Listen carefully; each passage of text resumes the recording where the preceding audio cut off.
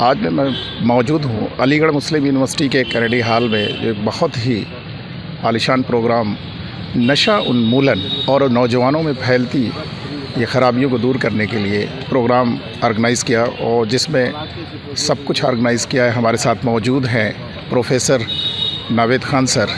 Sir, आपका छठी आंख में खैर मकदम है। Thank you very much. ये जो आज नशा उन्मूलन पे प्रोग्राम आपने ऑर्गेनाइज़ किया, और जिसमें माशाल्लाह काफ़ी अजीम शख्सियत मौजूद थी, काफ़ी नौजवान मौजूद थे, इसमें हम नौजवान पीढ़ियों को आसान तरीके से कैसे रोक सकते हैं? इसमें क्या मकसद है सर, क्या मैसेज जा रहा है सर? देखिए, इस पूरे जो हमने अपनी मुहिम छेड़ रखी है, ये नशा मुक्त युवा के तहत हम लोग कर रहे हैं, और ये मिनिस्ट्री ऑफ स्पोर्ट्स जो है उसके तहत हम कर रहे हैं। और इसमें हमारा जो ऑब्जेक्टिव है वो ये है कि एक तो जो नौजवान हैं, स्कूली बच्चे हैं, यूनिवर्सिटी स्टूडेंट्स हैं, उन सबको हम पहले तो अवेयर करें कि बेसिकली ये नशा जो है ये हम किस टाइप के नशे की बात कर रहे हैं, और ये कहाँ से उनको लत लग रही है, और इससे बचने के तरीके क्या हो सकते हैं, और अगर कोई इस लत में पड़ गया है तो उसको उससे निकालने के क्या तरीके हो सकते हैं। इस पे बेसिकली हम लोग ये कर रहे हैं। और इसी अपनी जो हमारी पहल है उसमें हमने ये करा है कि बच्चों के हमने पोस्टर कंपटीशन कराए हैं, इसमें डिबेट का कंपटीशन कराया, बच्चों से सेल्फ कंपोज पोइट्री में हमने करा। तो पिछले 20 तारीख 21 तारीख हम इस तरीके से इवेंट कर रहे हैं इसके ऊपर। और आज भी उसी कड़ी में ये इवेंट हमने एक सिम्पोजियम ऑर्गेनाइज़ करा, जिसमें जो है हमारे प्रो वाइस चांसलर साहब प्रोफेसर मोहसिन साहब तशरीफ़ लाए, और सब डिग्निटीज़ तशरीफ़ लाए, और सब ने बेसिकली इसी हाईलाइट करा कि हमें कोशिश ये करनी है, एक तो बच्चे इस लत में ना पड़े। कभी कभी एक्सपेरिमेंटल बेसिस पे वो चाहते हैं एक बार ट्राई करके देख लेते हैं, तो ऐसी चीज़ ना हो। और सर, जो अभी जो इल्मी इदारे हैं, हमारे यूनिवर्सिटीज़ है, कॉलेज है, इसमें देख रहे हैं कि इसके ज़रिए काफ़ी नौजवानों को एडिक्ट बनाया जा रहा है, और नशात के साथ साथ जो सोशल मीडिया वगैरह है, तो इसमें इदारे का क्या रोल हो सकता है? कैसे इसे आसानी से रोका जा सकता है? देखिए, सबसे बड़ा जो इसको रोकने का जो सक्सेस हो सकती है हमें, वो एजुकेशन के थ्रू हो सकती है कि हम अपने नौजवानों को, स्कूली बच्चों को पहले तो ये बताएं कि ये जो लत है इससे कैसे बचा जाए, और किन किन तरीक़ों से लोग इसमें उनको लुभाते हैं और उनको कोशिश करते हैं कि इस लत में पड़ जाएं। तो एक तो सोहबत अच्छी रखें, दूसरी बात यह है कि अपने माँ बाप से कोई बात ना छुपाएं, तीसरी बात यह है कि जो अपने उस्ताद हैं उनसे अगर कोई भी परेशानी फेस कर रहे हैं इस टाइप की, कोई उन्हें फोर्स कर रहा है, कोई बता रहा है, तो जिस इंस्टीट्यूशन में है, जैसे प्रिंसिपल से बात करें, यूनिवर्सिटी में है तो प्रॉक्टर से बात करें और बताएं, और ताकि हम भी उनको मदद कर सकें इस चीज़ में कि लत पड़ने से रोकने में, और अगर लत किसी की पड़ चुकी तो उसको उससे निकालने में। गार्जियंस का बड़ा रोल है, और इन्हें ज़िम्मेदार गार्जियंस का जो रोल अदा हो रहा है, इसमें हम नहीं, गार्जियंस जो हैं बहुत कोऑपरेट कर रहे हैं। जैसे आज आपने देखा कि हमारे यहाँ बच्चे जो थे, अलीगढ़ डिस्ट्रिक्ट के तमाम स्कूल से भी बच्चे आए हुए थे, यूनिवर्सिटी स्कूल्स के बच्चे थे, यूनिवर्सिटी स्टूडेंट्स थे। तो इससे हमें तो ये मैसेज मिला, और जिस तरीके से गार्जियंस ने बच्चों को कॉम्पिटिशन्स में हमारे जो डिफरेंट हुए हैं, पोस्टर मेकिंग हुआ, डिबेटिंग हुआ, तो उसमें पार्टिसिपेट कराया, तो इससे गार्जियंस का पूरा हमें सहयोग है, पूरी मदद वो लोग कर रहे हैं और पूरा अपना कोऑपरेट कर रहे हैं। और वो भी चाहते हैं कि जो गलत चीज़ें हैं, बच्चे जो हैं इसके मामले में, इसके सिलसिले में अवेयर हों और इस लत में ना पड़े। डॉक्टर मुस्तफा सर, और ये सारे प्रोग्राम के ऑर्गेनाइज़र भी रहे। तो डॉक्टर साहब, आज जो प्रोग्राम हम लोगों ने ऑर्गेनाइज़ किया था आप सब ने, तो इसमें गार्जियन और इदारे का एक बहुत बड़ा गैप दिखता है, और इन बच्चों को हम आसानी से कैसे हम मोटिवेट और रोक सकते हैं? यही तो सबसे बड़ी आज के ज़माने में दिक्कत है कि टीचर्स और टॉट के दरमियान एक गैप हो गया है। टीचर्स बच्चों को एड्रेस नहीं करते, और बच्चा इसी हेजिटेशन की वजह से उनके करीब आकर अपनी प्रॉब्लम को नहीं बता पा रहा। तो इस गैप को ख़त्म करना है, और ऐसे ही ये गैप ख़त्म हो सकते हैं। ऐसे ही सोशल मीडिया की वजह से और जो एक्सेसिव यूज़ है उसकी वजह से उसने माँ बाप से बच्चे का कनेक्शन ख़त्म कर दिया, टीचर से कनेक्शन ख़त्म कर दिया। इस कनेक्शन को दोबारा वापस लाने के लिए और इस रिश्ते को बहाल करने के लिए टीचर और डॉट के दरमियान का, बच्चों का अपने वालिदैन का के बीच के दरमियान का जो वक्फ़ा है उसको कम करने के लिए अब हमको इसी किस्म की ड्राइव से चलना पड़ेगा। आज आपने देखा कि पूरा हॉल भरा हुआ था, बच्चे बहुत सुकून से सारी बातों को सुन रहे थे। तो ये बहुत इम्पॉर्टेंट इवेंट है। अगर इसमें आप ये समझें कि अगर सरकार इस किस्म के प्रोग्राम, आप इंतज़ार करते रहें कि सरकार आयोजन करे या सरकार के का जो डायरेक्टिव्स मिले तभी हम काम करें, तो ऐसा हम समाज को नहीं सुधार सकते। ये एक इंडिविजुअल की जिम्मेदारी है, और इंडिविजुअल की जिम्मेदारी निभाने के लिए आपको अपने गली मोहल्ले स्कूल और जो आपकी सराउंडिंग है तो आप वहाँ से इस ड्राइव की शुरुआत करें। तब इस पूरे इकोसिस्टम में जो है सोशल इकोसिस्टम है, इसमें एक आपसी बाहमी इत्तेफाक पैदा होगा, इत्तेहाद पैदा होगा। तो मैं समझता हूँ कि ये जो मिनिस्ट्री ऑफ यूथ अफेयर्स और स्पोर्ट्स की जो ये शुरुआत थी, और इस शुरुआत के तहत हमने 3 बड़े प्रोग्राम किए। एक तो स्टूडेंट्स का सिम्पोजियम कराया, एक पोस्टर मेकिंग प्रतियोगिता कराई, और एक साथ में हमने आज ये बड़ा सिम्पोजियम किया जिसमें पूरा कैनेडी हॉल मतलब एक बड़ी संख्या में बच्चे रहे, और पीवीसी साहब के सानिध्य में और उनकी अध्यक्षता में ये मीटिंग हुई और शोभा थियोलॉजी। डॉक्टर साहब, जो प्रोग्राम का निचोड़ आपने जो लास्ट में एक एक्ट कराया है, विदिन 10 मिनट उस एक्ट ने पूरा झिझोड़ के नौजवानों को रख दिया, और कितना शानदार मैसेज आया, और ऐसे एक्ट होने चाहिए। देखिए, यही तो बात है कि सोशल मीडिया हो, ड्रामा हो, कोई भी चीज़ हो, तो जिस चीज़ इन्हीं तमाम चीज़ों से तो बच्चों के ऊपर असर पड़ता है। तो हमें कोशिश करना चाहिए कि बच्चों को किताबों की तरफ लाएं और बिल्कुल अप्लाइड वे में चीज़ों को सिखाएं, अप्लाइड वे में, ताकि उनकी लर्निंग की जो कैपेसिटी है वो बढ़े।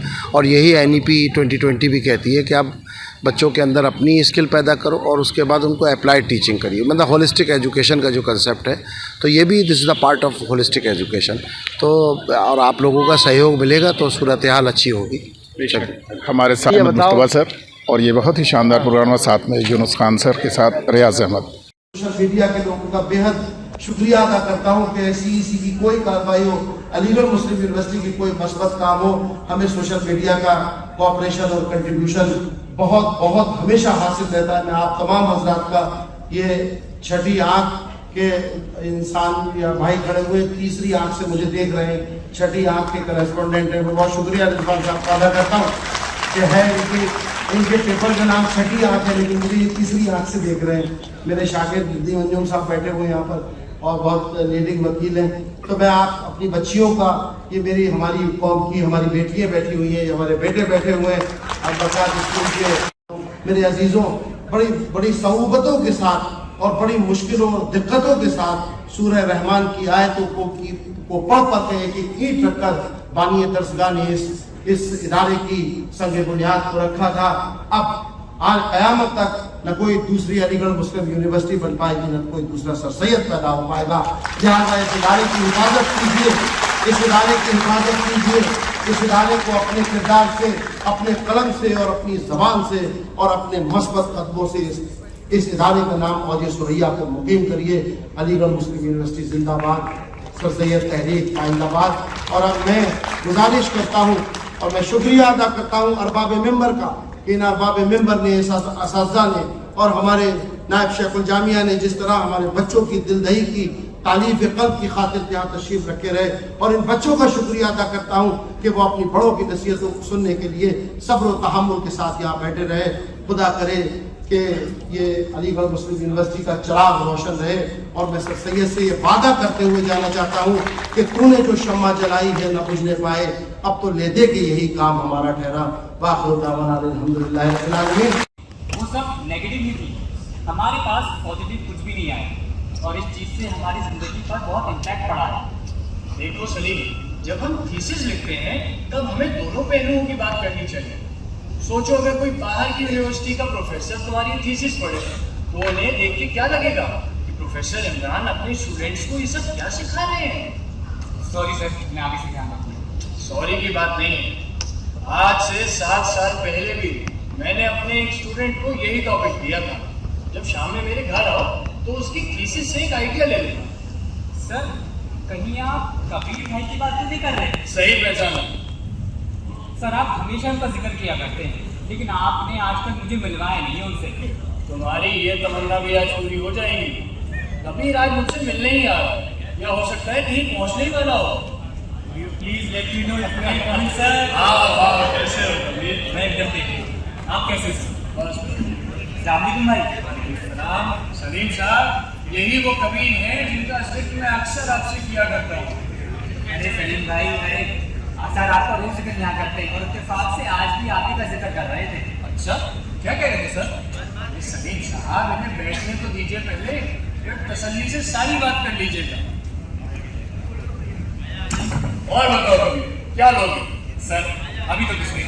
ये क्यों भाई? बड़े दिनों बाद हमारे शहर में आए हो, मटरी ऑमलेट खाई अलीगढ़ आके या नहीं? नहीं सर अभी तक तो नहीं हुआ। सलीम साहब, इन्हें अपने वक्त पे मटरी ऑमलेट बड़ी पसंद हुआ करती है। आप जरा जहमत करें और एक तो स्पेशल मटरी ऑमलेट और कुछ नाश्ता अपने लिए ले आइएगा। भाई हमें तो नहीं समझ में आते हैं आजकल के खाने की। ठीक है सर मैं लेके आता हूँ।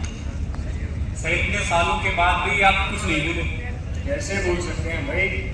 आप हमारे one of the favourite student रह चुके हैं। सर अभी आप मुझसे किस मसले पर बात कर रहे थे? कुछ खास नहीं।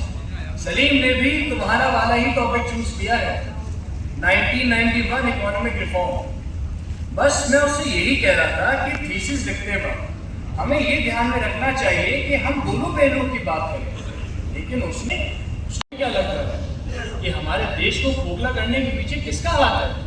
सर आपको मुझसे ज़्यादा तजुर्बा है और उसकी वजूहात आप मुझसे बेहतर जानते हैं। बेशक मुझे तुमसे ज्यादा तजुर्बा है और कहीं ना कहीं उन वजूहात के बारे में भी मैं तुमसे बेहतर जानता हूँ। लेकिन मैं तुम्हें उस एक वजह के बारे में बताना चाहता हूँ जो हमारे देश को खोखला करने के लिए सबसे ज्यादा जिम्मेदार है। ऐसी कौन सी वजह है सर? अरे आज का अखबार नहीं पढ़ा तुमने? नहीं तो इसमें स्वाति के बारे में एक कहानी है। क्या उसकी कहानी सुनना चाहोगे? जरूर सर सुनाइए।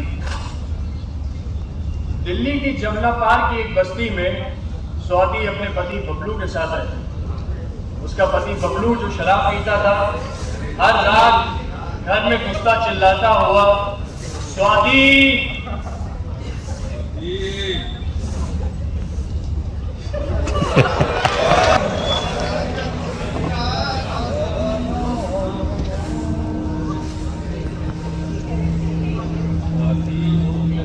खाना खिला दे। बैठो लेके आती हूँ। हे भगवान ये क्या हो गया? हमारे सर पे इतनी चोट कैसे लग गई? स्वाति मैं एकदम ठीक हूँ, तो बस रोटी खिला दे। माँ से झगड़ा करके आ रही हूँ ना।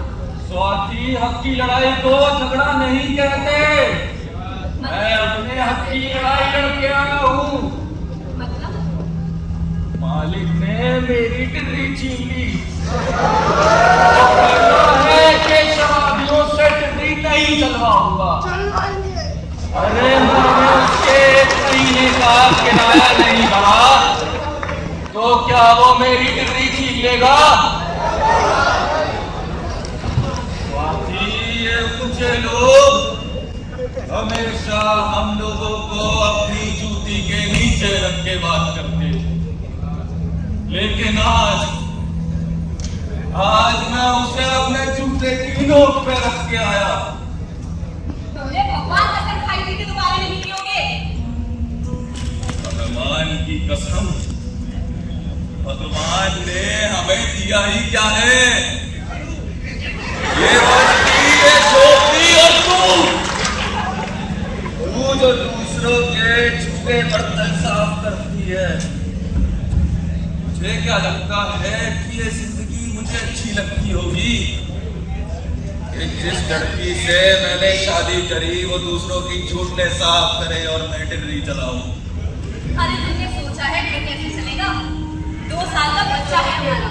ये तुम्हारी शराब तुम्हारी ये शादी से पहले देखा। अरे अपने बच्चे को हमारी जैसी जिंदगी ना देने का सपना।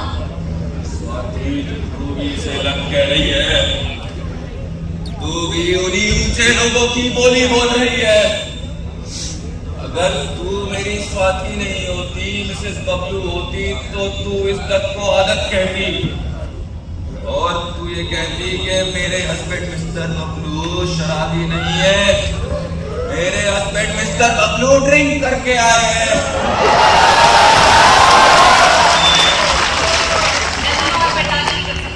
अच्छा हाँ, 1 सेकंड और नहीं रुक सकती मैं तुम जैसे घटिया आदमी के साथ। क्या करेगी? गाली नसीब। और जब तक कि तुम्हारी शराब की लत नहीं छूट जाती, मैं और मेरा बच्चा इस घर की दहलीज में कदम नहीं तो मुझे वही सुना देना चाहिए था जब वो लोग मुझे मारते पीटते और तेरे साथ बुरा करते।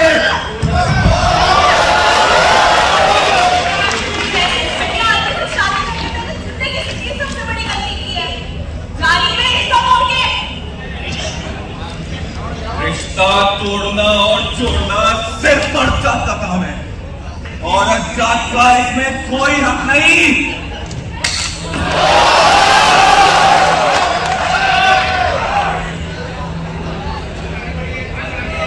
दिखा दिया घटिया सोच।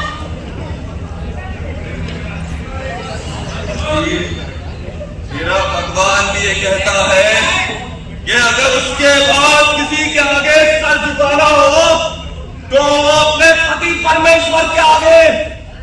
मैं तेरा पति परमेश्वर हूँ, स्वामी हूँ और निदाता हूँ।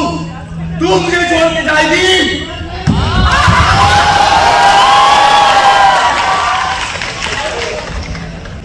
मालिक के आगे दासियों को नहीं बोलना चाहिए। मालिक जो कह दे उसको सुन लेना चाहिए।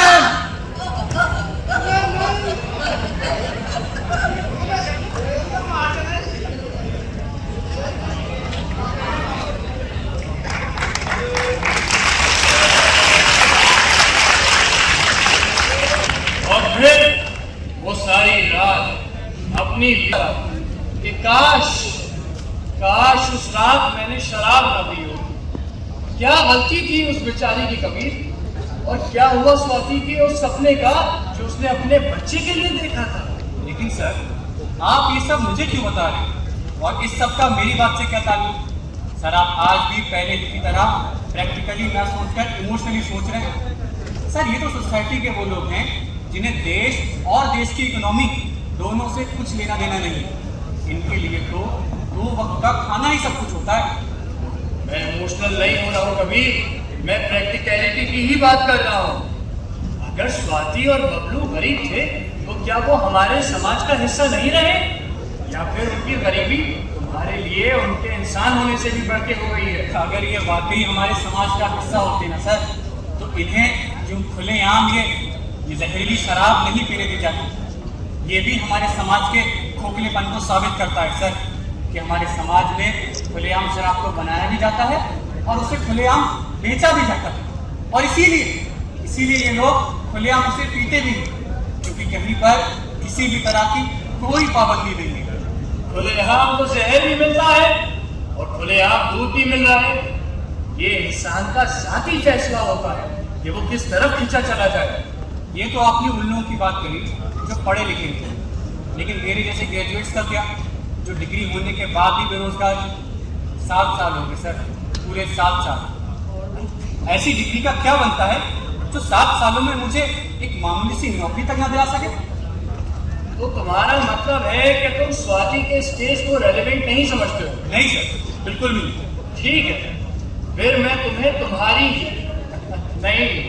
तुम्हारे जैसे ही एक होनहार होशियार ग्रेजुएट की कहानी सुनाऊंगा।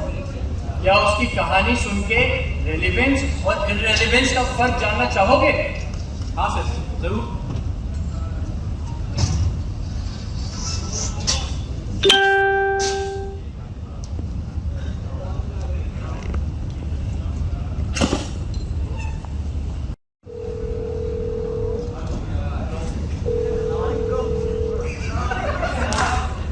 कैसे हैं आप? मैं ठीक हूँ रोशनी, तुम बताओ तुम कैसी हो? समीर कैसा है? इसलिए मैंने आपको कॉल किया। समीर के बारे में कुछ बात करनी थी। अब क्या कर दिया उसने? आपको बताया था ना, उनके जाने के बाद वो बहुत बिगड़ गया, नशे करने लगा। हाँ, तुमने मुझे बताया था, और तुमने ये भी बताया था कि उसने तुमसे सब कुछ छोड़ने का वादा भी किया है। मुझे भी ऐसे लगा था भाई कि उसने सब छोड़ दिया है, लेकिन आज ही मैंने उसके बैग में नशे की दवाइयाँ देखी। क्या कहीं वो अब भी उस आर्यन के साथ घूम तो नहीं रहा? हाँ भाई, अभी भी वो उसी के साथ गया है। तुम इन दोनों का मिलना बंद क्यों नहीं करवा देती? आपको तो पता है ना, वो मेरी कहाँ सुनता है। तुम परेशान मत, मैं इसी वीकेंड आता हूँ और आके हम दोनों उसे रिहैब सेंटर जाने के लिए समझाएंगे। ठीक है भाई, आप अपना ध्यान रखिएगा, तब तक मैं उसे समझाती हूँ। आप कहती थी ना मुझे रेस्टोरेंट चले जाना चाहिए, चले जाऊंगा मैं जाने के लिए तैयार हूँ। आप बस मेरे कपड़े पैक कर दो, आज चले जाऊंगा मैं, अभी चले जाऊंगा। मुझे पता था बेटा तू सुधर जाएगा। मैं भी तेरे मामा से यही कह रही थी कि अभी तेरे मामा को बताती हूँ। नहीं अम्मा, किसी को कॉल मत कीजिए, चला जाऊंगा मैं, खुद चला जाऊंगा। पर बेटा तू इतना घबरा क्यों रहा है? अम्मा बात को समझने की कोशिश कीजिए, किसी को कॉल मत कीजिए, चले जाऊंगा मैं। वो लोग मुझे पकड़ लेंगे अम्मा। कौन पकड़ लेगा तुझे? मुझे बचा लो, मुझे बचा लो, मुझे पकड़ लेंगे, मुझे पकड़ लेंगे, प्लीज मुझे बचा लो, मम्मा मुझे ले जाएंगे। आर्यन से तेरी कोई बात हुई है क्या?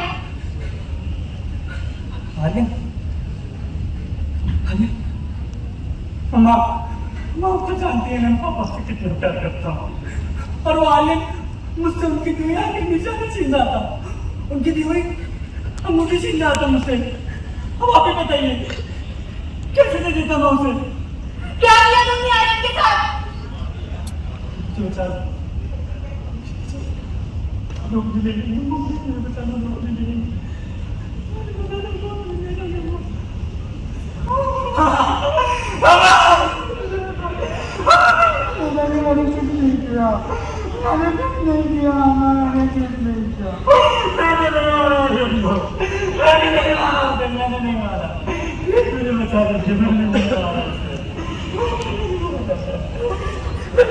कोई मुझसे बदतमीजी कर रहा था, गाली दे रहा था मुझे, और बात अंगूठी छीन रहा था मुझसे।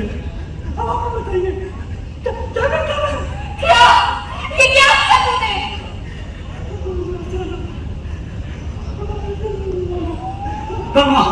मम्मा